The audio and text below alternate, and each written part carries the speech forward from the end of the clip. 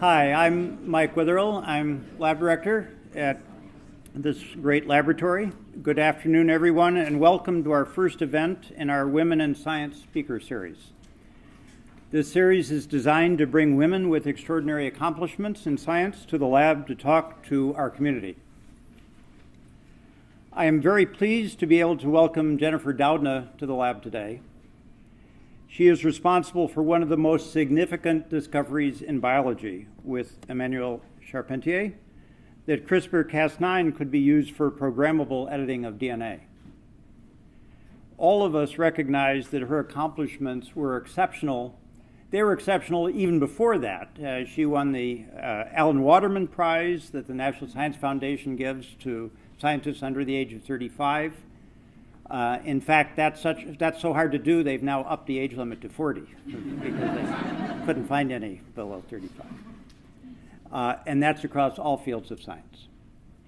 And she is producing new breakthroughs at a remarkable rate. Jennifer Doudna is a professor in the chemistry and molecular and cell biology departments at the University of California, Berkeley, an investigator with the Howard Hughes Medical Institute, and fortunately for all of us here, faculty researcher in the Molecular Biophysics and Integrated Bioimaging Division here at Berkeley Lab. In addition, she is a co-founder of two companies, Carbon Biosciences, which explores the research uses of CRISPR-Cas9, and Intellia Therapeutics, which works on disease treatments. Her book, A Crack in Creation, Gene Editing and the Unthinkable Power to Control Evolution, tells her story of her discovery of CRISPR-Cas9.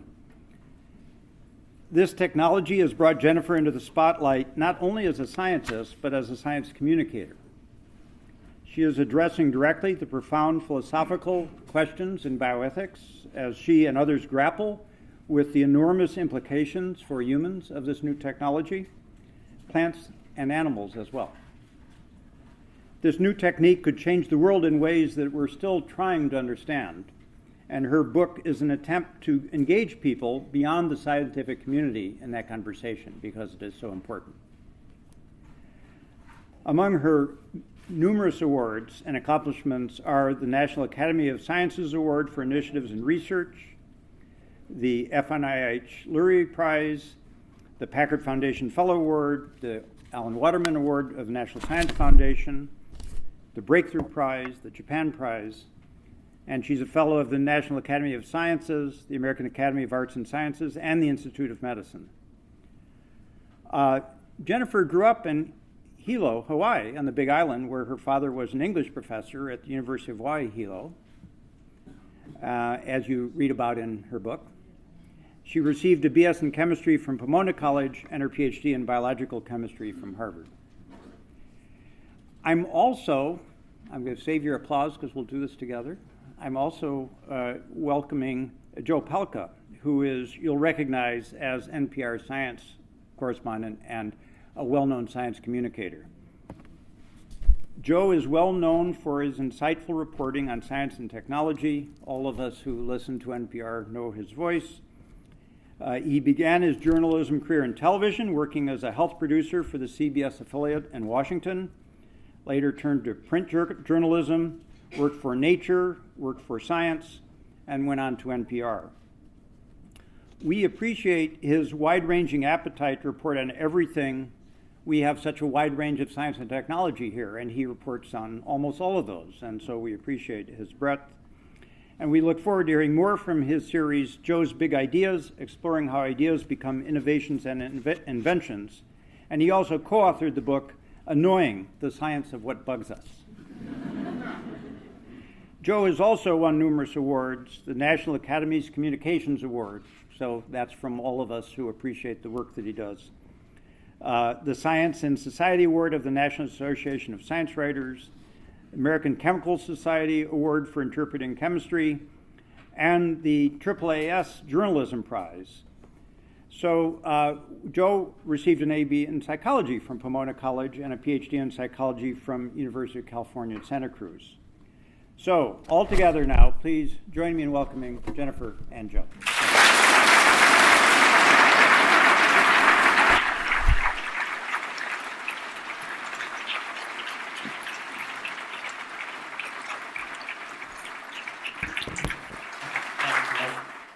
Actually, I was trying to figure out why they invited a man to interview someone for the Women in Science series, but I realized it's Pomona, right? Yeah, That's right. They had to find somebody from Pomona. It's a great school. So, actually, just to get us started, because I've been thinking about it, this is a Women in Science series, and I'm curious if you think you would give a different talk, or we would have a different conversation if this was a Man in Science series. Well, I think you wouldn't ask me that question. Right. True. It's true, and I have decided that I will never ask a woman scientist a question that I wouldn't ask of a male scientist, and we can talk about what those might be. But the point is, they started it. They called the series Women in Science. And so what I want to know is, why do we have to have a series, a lecture series with that title? What does it change about science, and what does it say about science that you would have a Women in Science series?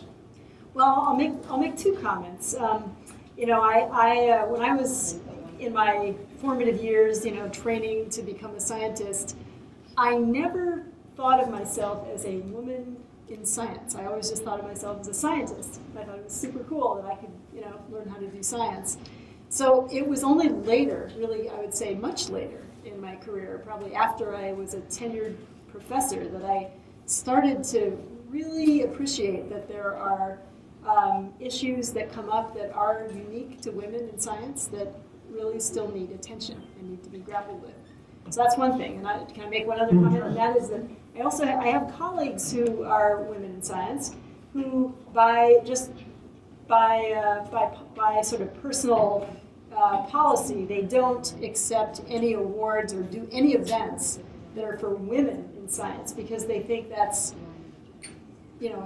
a strange thing. They think scientists should all just be sort of considered together. And but here I am doing this Women in Science event. So I sort of have come to feel that there are some very, very important issues relevant to women in science in particular that actually do need attention, and we shouldn't run away from that. We shouldn't shy away from it or pretend that it's not there. I think we should just grapple with it and talk about it. Right. So is there anything unique about science as opposed to law or medicine or some other field, or is there something special about science? I don't know if it's unique to science. I mean, I think science is a career that is, at least for me, and I think people, all of you here that are doing science, it's kind of all-encompassing. At least, you feel very, very engaged in it kind of all the time. It's not a career that you do 9 to 5, 5 days a week, and then do something else the rest of the time. And I think those of us that are doing science, we're doing it because we really are passionate about it. We love what we do, and we find ourselves thinking about it all the time. And so it helps to have things like a partner who understands that passion, and trying to get sort of balance with the rest of your life is it's a sort of a constant struggle. How do you balance your intellectual passion and what you're doing at work with what else is going on?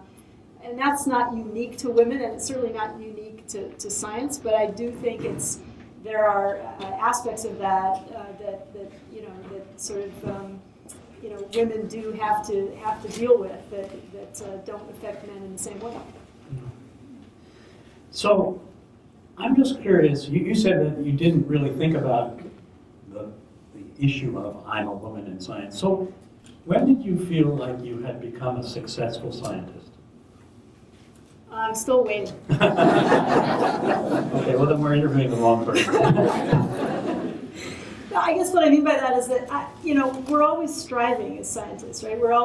For me, it's always about the process of discovery. I think that's so exciting. It's really fun to be working on the next problem. And I still remember, I think it's probably when I was in graduate school that I had done a body of work, and we wrote a paper and it got accepted and it got published in the journal Nature, and I people were telling me, wow, that's just amazing that you would get some of your work as a graduate student published in Nature. And I felt this odd sense of kind of letdown, and I was trying to figure out why. Like, why do I feel let down? And I realized that, well, I know the answer to that now. And what I really wanted what I'm really excited about is the next question, the things that I don't know yet, and the things that are mysteries and puzzles that I'm working on.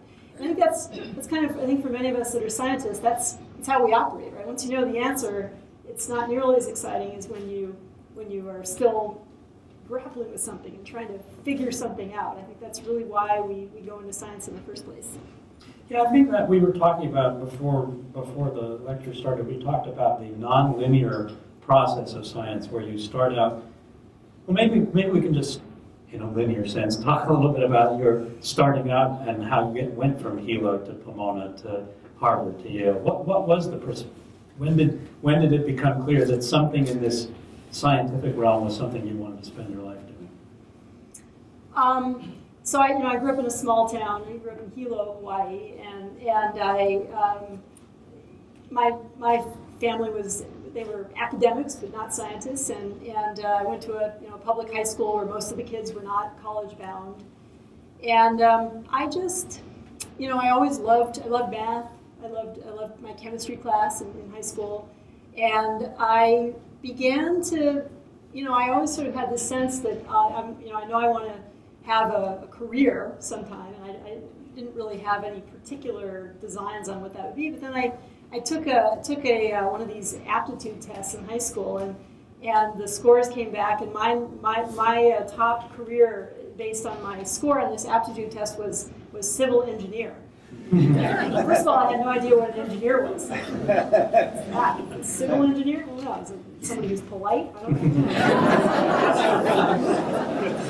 So but that was an interesting thing because it kind of gave me the idea that, I wonder if what if I were to go into science? And the idea had sort of never occurred to me before. And then I had a very encouraging chemistry teacher in high school who kind of focused on the fact that science was not about memorizing a bunch of facts in a textbook. It was actually about figuring things out. It was solving puzzles. My dad was a guy that always liked to do crypto quotes, and we did lots of. We always had a jigsaw puzzle going in our house. Growing up, and randomly walk around the house and put in a few pieces on the jigsaw puzzle. And so there was this sense of that it's fun to grapple with a problem that's big, and you have to try to solve it. So I think for me that's really how it got started. And then I got sort of enamored with the idea of applying chemistry to biology, which in the late 70s, early 80s, when I was finishing high school, was kind of a new idea at the time.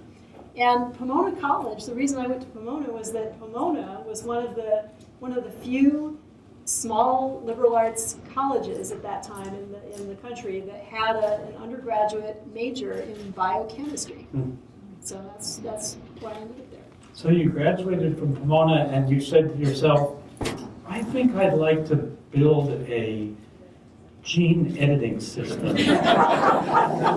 I wonder what I should do next. No. No, not exactly. Well, so that's one of the things that I like about this whole story is that it emerges well down the line. So what was the thinking going in? I mean, you go to graduate school. What problem did you want to solve at that point? Or were you handed a problem and that was fine because you didn't have one in mind? Well, more the latter, I guess. At Pomona, I had worked in the lab of Sharon Panasenko, who was our biochemistry professor. She was studying how bacteria communicate with each other. And so in my summer project in her lab, I was studying the way that proteins in the membranes of bacteria become chemically changed. They're methylated during this communication process. And loved the project. It was a lot of fun. I thought, of course, that's what I want to do when I go to graduate school.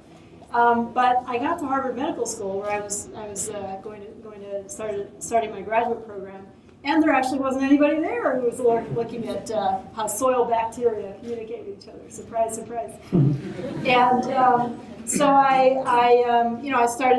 did 3 laboratory rotations. I was working in several different labs, and honestly, I wish I could say that I had a brilliant idea of what I wanted to do, but actually it was more like Roberto Coulter, who was at that time a young faculty member in the microbiology department at Harvard, was the person in charge of the graduate program.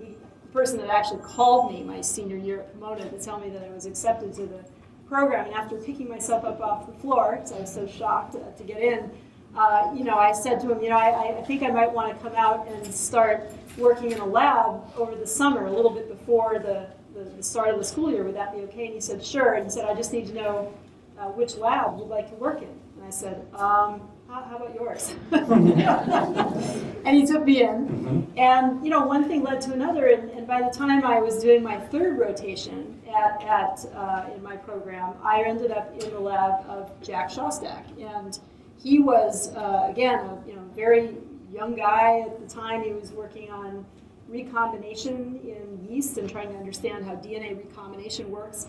But when I got to his lab, he said, well, actually, I'm switching fields. I'm really moving my lab in a very new direction. I want to work on the evolution of life, the origin of life. And I thought, wow, that's crazy. Can you really work on the origin of life and do experiments on this? And he said, yes, you can. So that's how I got involved in working on RNA, because he was fascinated by the possibility that you could do experiments in the lab to test the idea that RNA molecules might have been kind of the primordial molecule of life. Okay, so you finished up at Harvard, and you said, I'd like to make a gene editing system. We'll get there eventually. Okay. Might take a while. But that's such a great topic. How did you ever get away from Origin of Life? I've seen his lectures on that. I mean, that's pretty mesmerizing stuff. It didn't capture you, or there was another I mean, how do you move on from that? Well, it did capture me, but I went to his lab, and I did join his lab and worked on making an RNA capable of replicating itself, other synthesizing RNA effectively. And fun problem, very challenging problem. And by the end of my graduate work, I realized that I felt like, what this field really needs is we need to know what these molecules we're working on actually look like, what these RNA molecules what their shapes are and how they operate as catalysts. So I went off to do a postdoc in Colorado with Tom Cech, sort of the best RNA biochemist I could think of, who encouraged me to come to his lab to figure out how you might crystallize RNA and solve three-dimensional structures. And it was that, in the course of that work, that I ended up taking a job at Yale in the mid-90s to start my own academic lab, and that was my focus in those days. So it wasn't a complete turn away from origin of life questions, but it was more about understanding how those types of molecules might have gotten started based on their 3D structures. So it was this interest in RNA that persisted through Yale, and you brought with you to Berkeley. So eventually you thought about, someday I'll make it. No, I know. I guess the reason I make this point is that it's almost never the case that people absolutely start out with one problem in mind and get to the end and solve it. I mean, maybe Jack Shostak will solve the problem of how life originated. He might get there, but he probably will solve a lot of, in fact, he's already been awarded the Nobel Prize for solving or being part of a solution to another problem. So I really like the serendipity of that did take you in the direction that ultimately became the CRISPR project, CRISPR-Cas9. You got very mad at me when I first interviewed, not mad, I don't think you're mad, but when I first interviewed Jennifer, I think in 2014, I kept saying CRISPR, and she keeps saying, no, it's CRISPR-Cas9. And I said, no, it's CRISPR. And she said, no, it's CRISPR-Cas9. And you're absolutely right, of course, but I knew that CRISPR-Cas9 didn't roll off the tongue, and that journalists were just not going to put up with that. So you were stuck with CRISPR, whether it was appropriate or not. And I'm glad to see that you've come on board with that, because it was inevitable. You were stuck. But the conversation was so great. Talk about how that began, because it begins over coffee on the campus. It does, yeah. Free Speech Movement Cafe. So The conversation was a discussion with Jill Banfield, who's a colleague of ours here at Berkeley. And it came through our mutual interest in RNA, but coming at it from very, very different perspectives. So I came to Berkeley. I had been working on these catalytic RNAs while I was at Yale. And then when I got here, I decided that I really wanted to focus my lab on what I thought was kind of a broader question in biology, which was how RNA molecules in general are controlling the flow of genetic information in cells, how cells decide which bit of the genetic code in the genome is going to be deployed to make which kinds of proteins. And there was lots of evidence in the early, sort of late 90s, early 2000s, that many different cells use small pieces of RNA to make those kinds of decisions. And I wanted to understand the molecular basis for that. So I came to Berkeley and I was working away on sort of aspects of that question. And Jill Banfield, meanwhile, was working away on something completely different. She was studying the metagenomics of bacteria, trying to understand what kinds of microbes grow in interesting environmental settings and what kinds of viruses are infecting them, things like that. And in the course of her work, she had stumbled across a very curious observation, which was that many bacteria have in their genome an array of sequences that include little bits of viral sequence that are inserted between a repetitive DNA element. And that's really what the acronym CRISPR refers to, is these sequence arrays that have viral sequence integrated, sort of a vaccination card at the genetic level for bacteria. And she wondered whether these sequences were being used in cells at the level of RNA, whether cells made little RNA copies of these sequence arrays and then used the RNA molecules to somehow protect the cells from future infections by those viruses. And so I think she Google searched, who at Berkeley works on, regulatory RNA, and my name popped up. So she called me and she said, can I talk to you? And so we met at the Free Speech Movement Cafe, and she showed me her data, and I was fascinated. And I decided that this would be something really, really fun to kind of play around with, never imagining where it would lead. Right. And this is actually where Lawrence Berkeley Lab comes into the story. Well, no, because Jill and I started meeting regularly to discuss the sort of her observations and how one might go about testing this possible adaptive immune system in bacteria. And that led to conversations with several members of the lab and their interests in bacteria and soil bacteria, the way that these microbes are interacting with the environment. And they had also come across these CRISPR sequences. And so there's sort of this interesting little foment of people who were coming together and started to meet regularly. I think we started to have monthly meetings where we were talking about this. And that led to a grant that we got from the Lawrence Berkeley Lab in the form of an LDRT that provided some seed money to work on this project. And we really had money for one person. And so we were trying to figure out, who do we bring on board in this project? And it just so happened that a guy had come to my lab to start a postdoc, and his name was Blake Wiedenheft. And he came from Montana State University, so he'd been doing a lot of work with microbes that he collected in the hot springs of Yellowstone, among other places.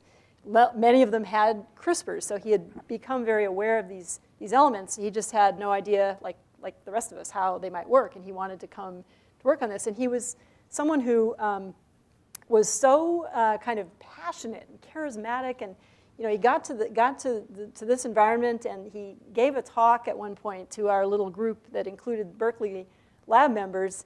And even though he didn't have any data, he was so enthusiastic about his project. He had all these ideas that Steve Holbrook, I think it was, pulled me aside and said, "Gee, we really ought to use the LDRT money to bring this guy on board." So just in case not everyone in the world knows what LDRT is. Ah, okay. Sorry. I mean, I'm sure everybody does. We're preaching to the choir here. But this is streamed around the internet. The world is.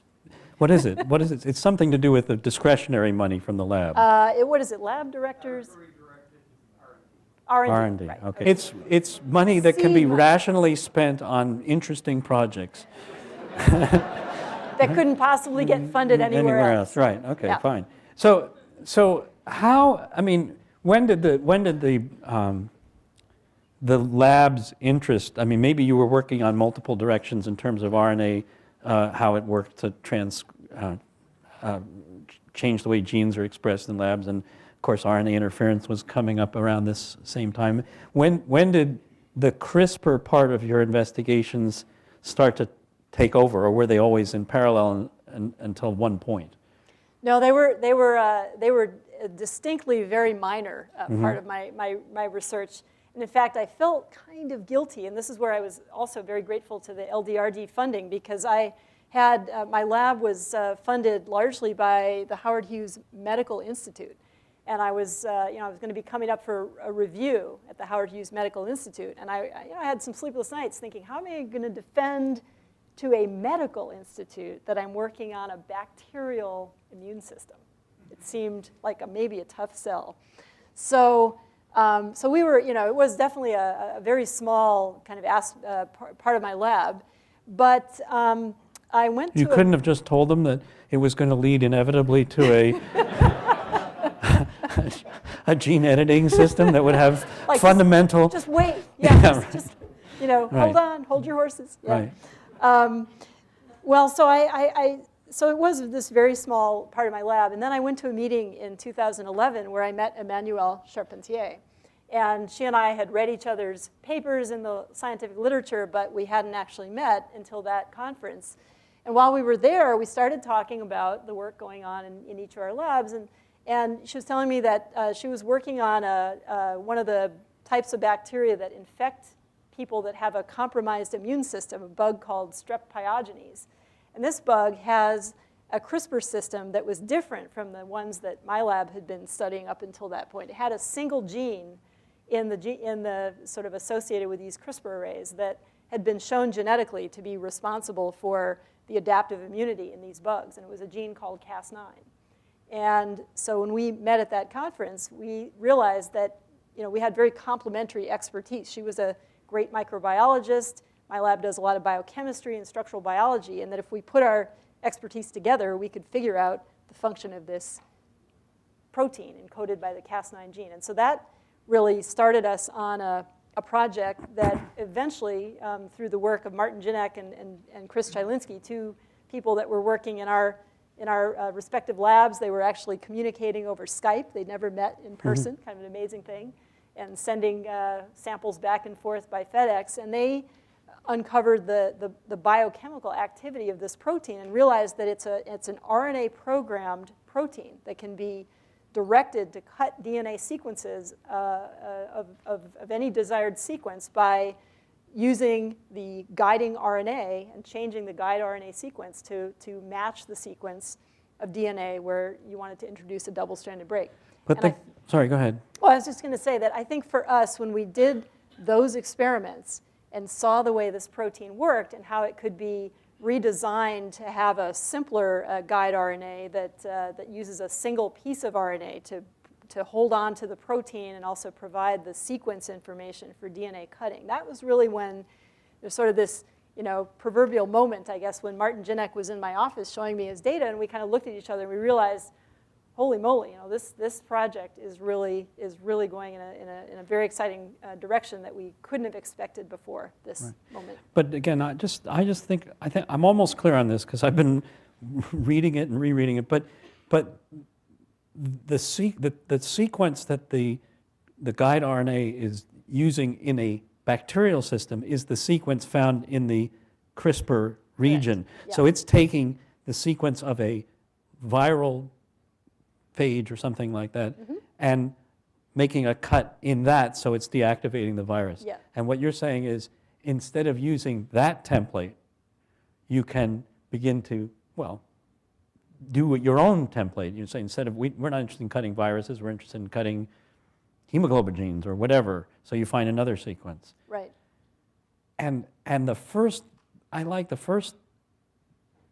gene that you tried to do this on was green fluorescent protein, right? Yeah, right. I think that's really cool. Because you just think, what do we got in the lab that we can try this on? Basically. Yeah.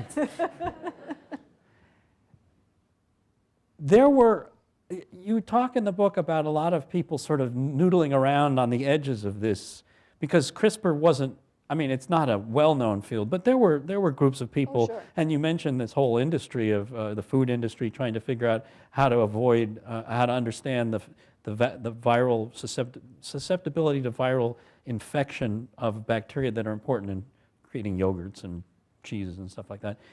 So how much of this is a kind of a convergent evolution of science where a lot of people were sort of pushing toward the same direction? It seems like there were several. Oh yes, absolutely, yeah. I mean, I think that's one of the really fun threads to the whole CRISPR story, was how the science was really, came together from several labs that were seemingly really disconnected from each other. There was a bioinformatician working in Spain, Francisco Mojica, who was one of the people that was the first to notice that these CRISPR arrays had integrated viral sequences in these arrays, and that might be a sign of an adaptive immune system. And then there was the team at Danisco, this yogurt company, that was interested in protecting their bacterial cultures from phage infection and how to do that efficiently. So their interest in the CRISPR system was very practical. How do we harness this thing and get it to work and protect our cultures from infection?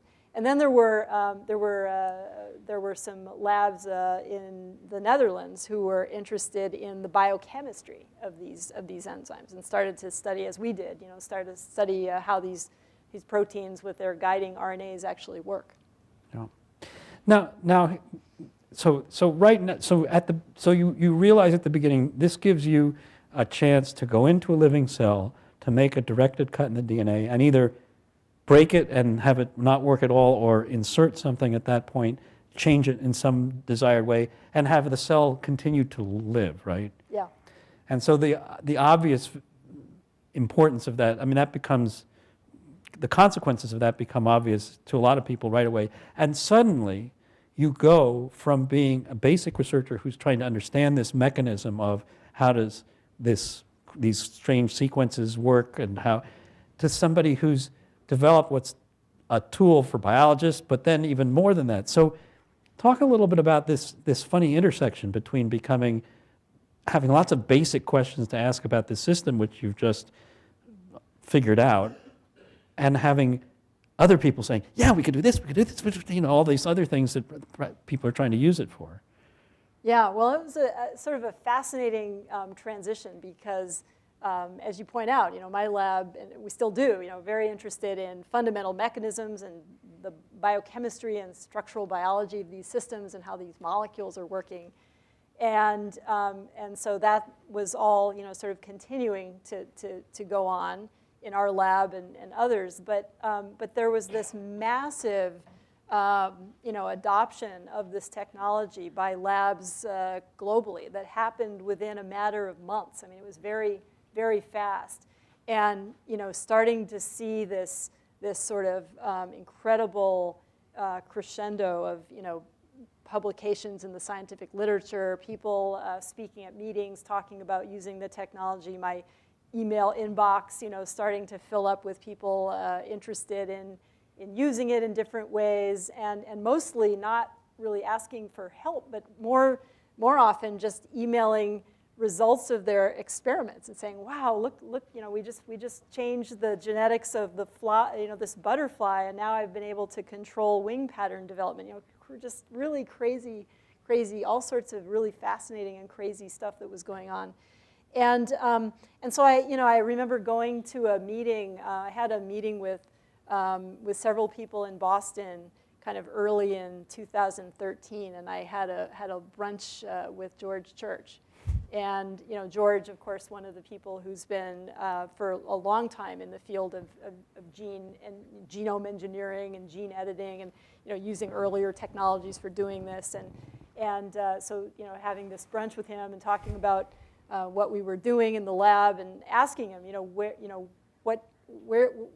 what's happening? What do you think is going to happen next? And he said, well, Jennifer, there's a tidal wave coming.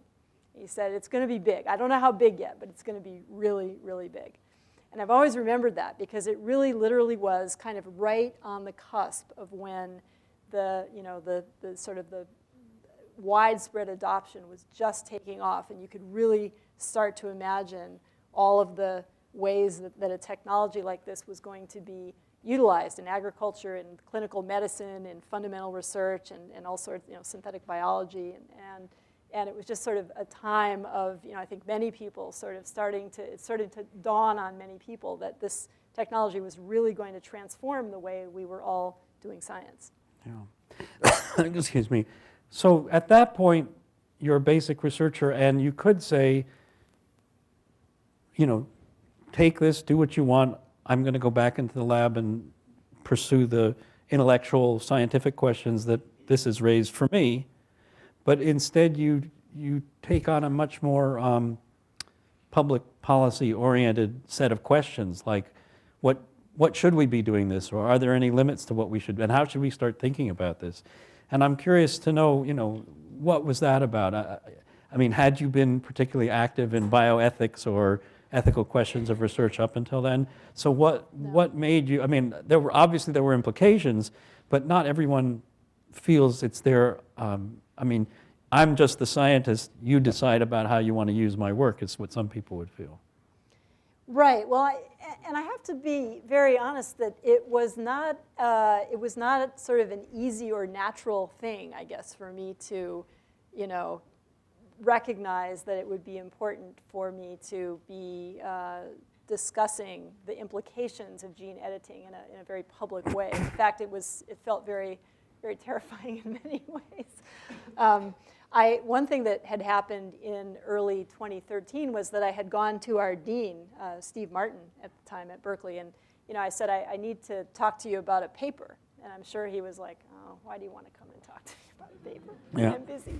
But I said, no, I really need to show you a paper. And I showed him our paper with Emmanuelle that we had published in 2012. And I said, I think this technology is really going to be transformative. And I think Berkeley should really try to take the lead in not only on the research side of this, but also really on the grappling with the social implications of this technology. And fortunately, he agreed. And with Michael Botchin, a close colleague of mine, and several other people, Bob Tejan, Ed Penhote, several others, and some colleagues at UC San Francisco, Jonathan Weissman, Keith Yamamoto, we started the Innovative Genomics Institute here on the Berkeley campus and with a partnership at UCSF. And one of the things that we wanted that institute to do was to help educate people who were not scientists about this new technology and what it meant for the future, what kinds of problems could be solved and what kinds of problems it might raise, what kind of ethical challenges it might bring along with it. And I still vividly remember a conversation. We had hired Jacob Korn to be our scientific director, and I think it was sitting with him and Mike Botchin. We were sitting in Jacob's office, and we were talking about what role all of us as scientists who were starting this institute should play in the discussion of the ethics of gene editing, and really grappling with this, and thinking about should we try to write a piece for the New York Times, sort of an op-ed piece? Should we do something else? And in the end, we realized that what we really ought to do is we ought to bring together some other scientists to help us think through what the next step should be. And that actually led to a meeting that was held in early 2015 in the Napa Valley that included two of the scientists that had led the early discussions around the ethics of molecular cloning in the 1970s, Paul Berg and David Baltimore. And then we had a number of others in the room as well. And I think that was kind of a real turning point in a way, because I realized that it almost felt to me like a responsibility to be helping to put this issue into the sort of the public arena and get people involved in the conversation. So if you had to, I mean, obviously when you write this op-ed piece, or any piece that you're going to write, you're going to have to explain to people, here's what we have to start thinking about.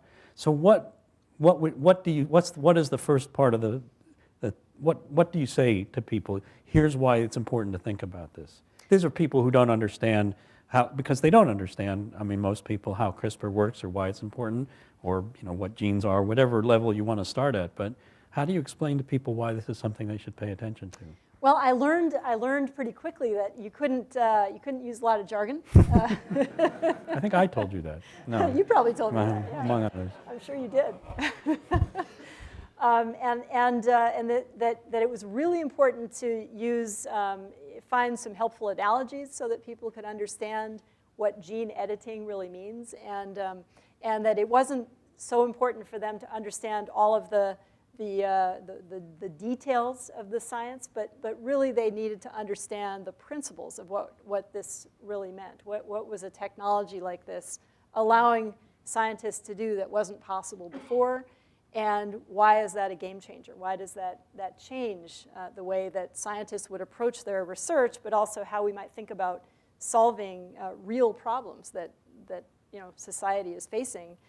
And so I just, I guess I consider it's a learning trajectory, right? You're sort of always trying to try things out, trying out different analogies and seeing what might work. I mean, and it goes both ways. Like I remember, I've always tried to, especially if I'm speaking to an audience of non-scientists, try to err on the side of, not getting too down in the technical weeds. But I remember I was giving a talk at one point, had an evening talk to, I think it was a group of alumni and university donors who were attending this meeting, and so I was talking about gene editing, and I was using the analogy of a pair of molecular scissors. I was trying to tell people, well, you can think about it like, I have a pair of scissors or a scalpel, and I can cut the DNA sequence in a cell at a precise place that might allow the cell to repair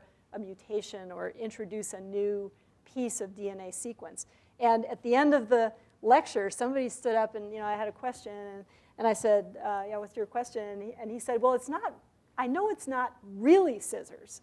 So what is it? Oh dear. Okay, point taken. Right. But that's explaining how it works. What are the ethical or moral, if you want, consequences of being able to do this that people should discuss? Not how it works, but what it might be used for. I mean, people have been, and this is this whole argument about people have been manipulating DNA forever. Yeah. They just haven't been as good at it as they are today. So what were the issues that you wanted people to pay attention to?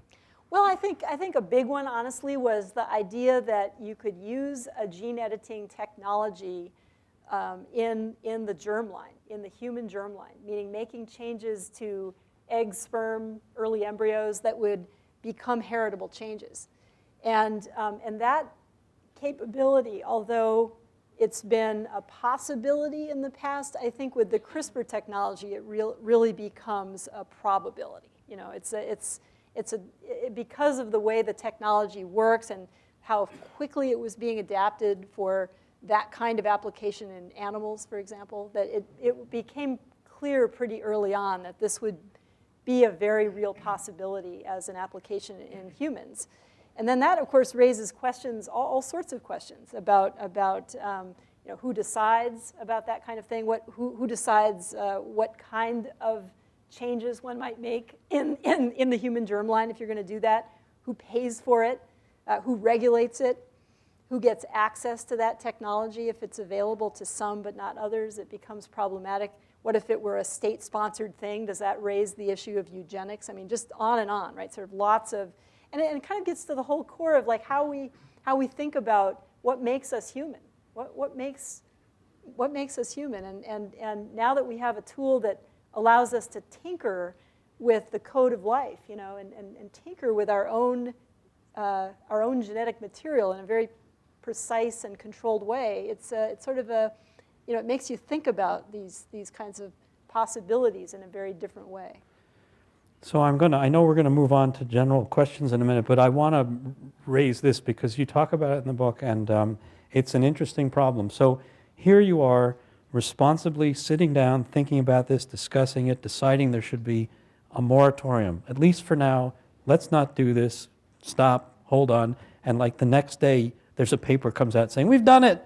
And you think, oh, well, that was helpful. I mean, this is the genie back in the bottle question, but you can hold ethical, thoughtful, careful discussions like this one, and somebody else is not here today, is busy doing something that you think is wrong. And there's nothing, apart from the lab police running around to stop them. I don't even think we have the lab. Well, okay. Yes. Sorry, it reminds me, back in the day, I was reporting on the release of bioengineered organisms, whether we should be doing that. That's a big story for Berkeley once upon a time. And I went and did some interviews in Israel.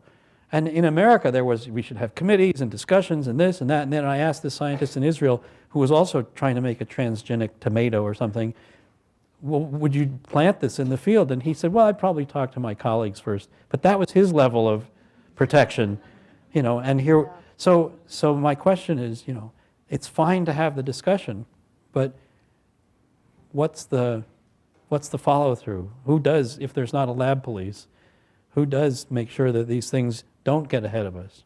Well, here's the interesting thing. So we had this meeting in the Napa Valley in January of 2015, and even at that meeting, there was talk over the coffee breaks about 3 manuscripts that were currently at that time in review at some of the scientific journals about that all reported gene editing in human embryos. And so, I became aware at that meeting that this work was already at the point where it was, submitted to a journal for publication. And I think one of the interesting things that happened next was that, so as you pointed out, so there, we wrote a perspective piece that was published in, I think it was March of the following year, so March of that would have been 2015. And the very next month, April, one of these papers was published on human embryo editing. Got a lot of attention in the press and media. But the other 2 papers didn't appear. And what we found out later, they were both papers that had originated with groups in China. And when they saw the kind of pushback that happened after the publication of that initial paper, as well as the response to this perspective that we had written, I think they decided to hold off on publishing that work. And we heard that, through our colleagues in China, that there was actual rethinking among those labs about, should we really be pushing forward with this? So I think in that sense, there was an effect of going out publicly and putting an opinion in the scientific literature that kind of planted a flag and said, here's a group of scientists, small, but a distinguished group of people who have some experience with ethics in molecular cloning, who are now coming out and saying we really ought to not proceed quickly down this path without careful, thoughtful discussion. And I think that did have an effect on the way things happen next. Well, it's a great set of conundrums, because you describe in the book many of the reasons to do it and reasons not to do it. But Mike, maybe you would like to invite the audience to participate in this. So I'd like to do 2 things. First of all, before questions, I'd like to actually have a chance to congratulate both Joe and Jennifer on such a great conversation. So.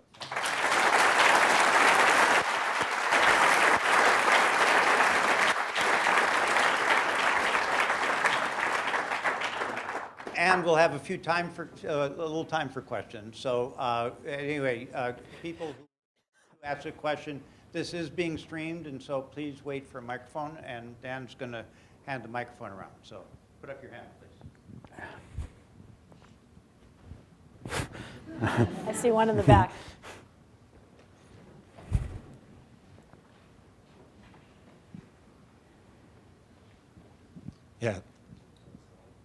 Yeah, thank you all, or thank you both for such an interesting, insightful conversation. I guess my question is, I know a little bit about kind of the dawn of the nuclear age, right? And Leo Szilard was a scientist who kind of discovered the chain reaction, the nuclear chain reaction, and that haunted him in some ways because it was used for nuclear power, but also led to nuclear weapons. And so I'm curious if you are having any of those kind of thoughts and feelings and how you might be addressing or dealing with those.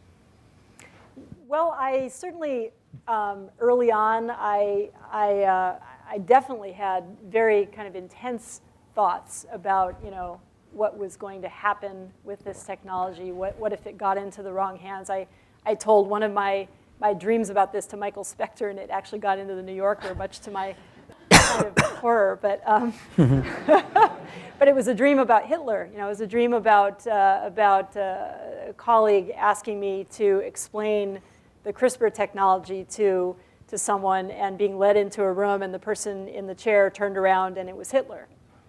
And this horrifying feeling of, I'm on the spot, and I've got to talk to this person, and I don't want to do that, And I think that I've really had to kind of grapple with that, and I still do, I have to say, because we talked about germline editing, and that's one application that has clearly kind of obvious ethical challenges associated with it, but there's also something called gene drives that is a way of using gene editing to drive a trait very quickly through a population, for example, through an insect population. And already there are groups using this in mosquitoes to control the spread of mosquito-borne disease, something that could have huge positive impact on human health globally, but also has very real potential for environmental impacts.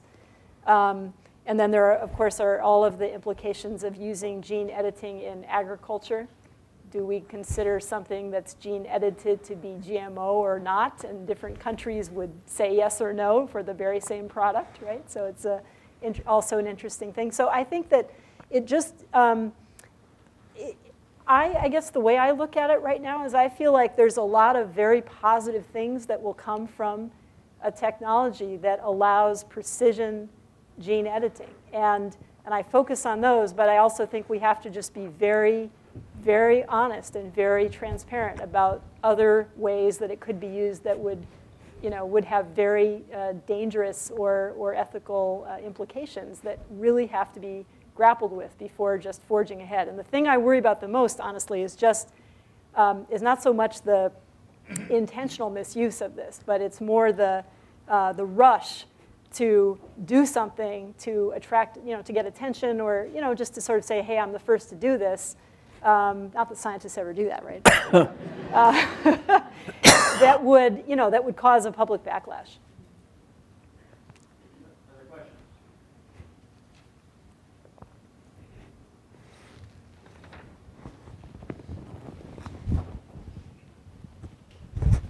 Hi, thank you so Hi. much.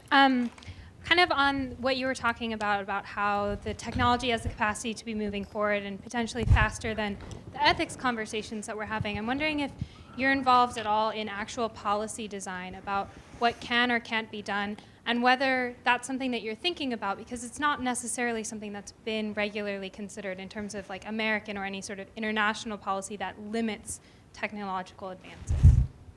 Well, I think the good news is that those conversations have now gotten so big that there'd be no way that any one person could be involved in all of them. So I'm involved in a subset, I would say, but certainly not all.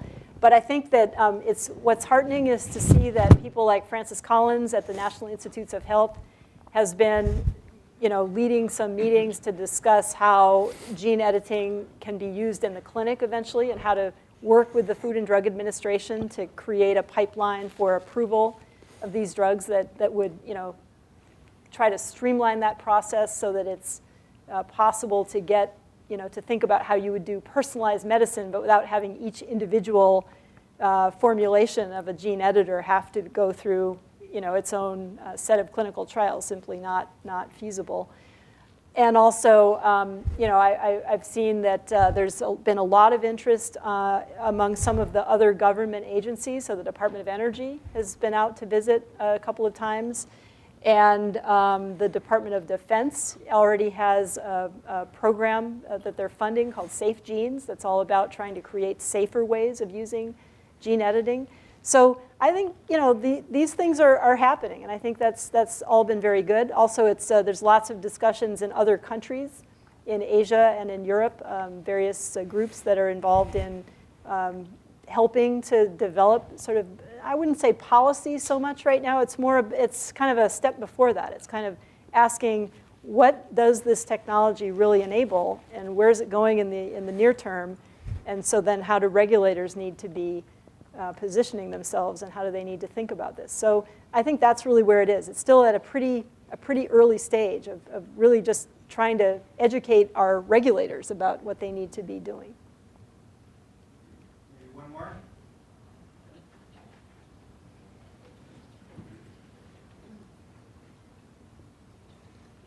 What should states and/or the federal government do that they're not currently doing? If you had to look at policy development, for example. Yeah, that's a great question. What should states and our federal government be doing? I think it would be a good start would be if our federal government really had an Office of Science and Technology Policy.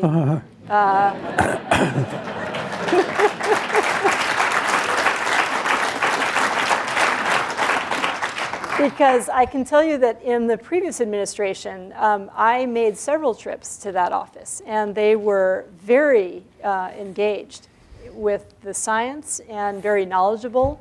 I made several trips. I went there a couple of times with someone from the Berkeley campus who works in government relations, and so we had conversations about helping to advise about policy and things like that. So that was great, but that all stopped after a year ago, right? So that's one thing. But I do think that on the state level, there are things that can be done, because I'll just give you one example. So human germline editing is not fundable with federal money. Right? So it can't be funded using federal taxpayer money. But interestingly enough, it's legal to do that kind of work if you have either private money or state money, sort of non-federal money.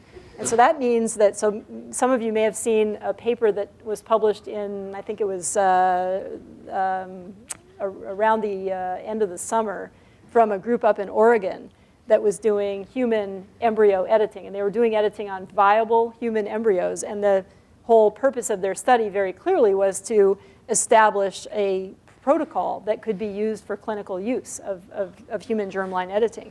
And that was funded with non-federal money. And so it does raise the question of what happens next. And so I think that the state of California, for example, has some say in this, because we have the Center for the CERM, for regenerative medicine, that funds work on stem cells and could certainly fund the type of research that would not be, could not be paid by federal money right now, but could lead to applications of this technology in the human germline in the future. So I think that having engagement with our state funding agencies actually becomes even more important in a way at this particular time. Okay. So thank you, everybody. Thank them again, please.